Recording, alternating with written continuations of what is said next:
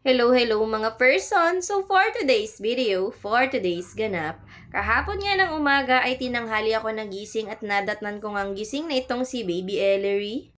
Palagi nga siya nakatitig sa daddy niya, inaantay niya nga sigurong magising. Kaya naman nung makita niya nakamulat na ang daddy niya ay talaga namang grabe ang tawa niya. Sanay na nga kasi itong si Baby Ellery na kapag umaga ay nilalabas siya ng daddy niya, kaya tingnan niyo mga person. Hindi pa nga gumagalaw dyan ang daddy Gerson niyo pero numulat na siya at tuwang-tuwa na nga agad tong si Baby Ellery.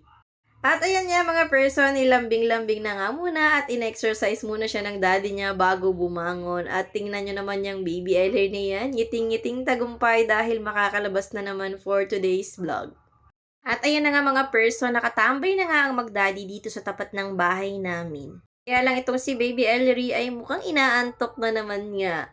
At habang nakatambay pa nga yung mag-ama na yan, ay dali-dali na nga ako nagayak para sa sarili ko dahil may meeting nga ang ate Chelsea nyo sa school ngayon.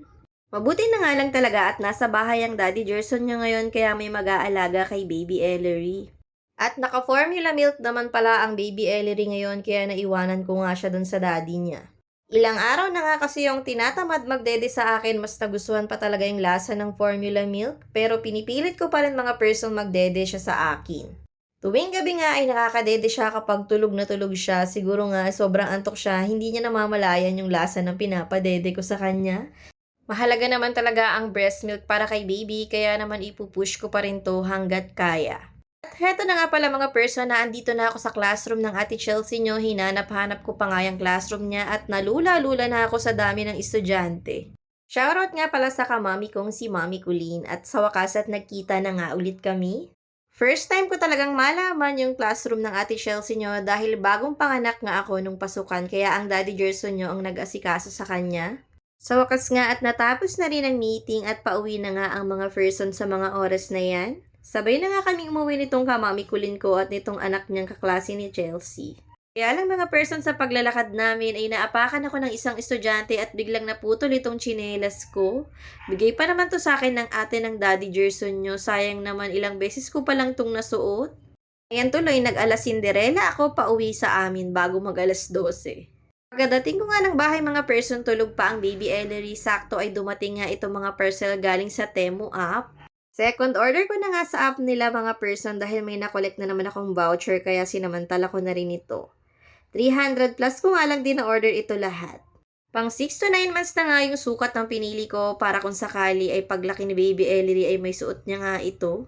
At sakto nga ay pa-heart-heart yung design at color red pang Valentine's siya na yon. Huy, napakaaga naman ang paghahanda mo sa Valentine's. Next year pa talaga yon. Well, sakto lang naman mga person dahil 8 months na si Baby Ellery sa Valentine's. Napa-checkout na nga rin ako nito mga underwear para may susutin din ako sa Valentine's. Hala, hindi!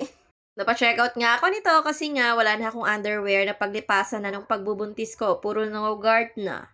Yung simpleng design na nga lang yung kinuha ko mga person, hindi na yung mga pang-akit. Baka masundan agad si Baby Ellery, mahirap na, Diyos ko. At ayun na nga, nagpump nga ako pagka-uwi at ang dami kong napump na gatas dahil nasakit na talaga ang aking bube. Sobrang tumal talagang dumede sa akin ni Baby Ellery ngayon. Mas gusto niya talagang dumede ng formula milk pero pipilitin ko rin talaga siya. Kaya naman heto mga person, pagkatapos magluto ni Daddy Gerson nyo ay lumafang na agad ako dahil gutom na talaga ako sa mga oras na yan. Kaya naman hanggang dito na lamang muna mga person ng ating for today's video. Thank you for watching. Babu! Kain po tayo!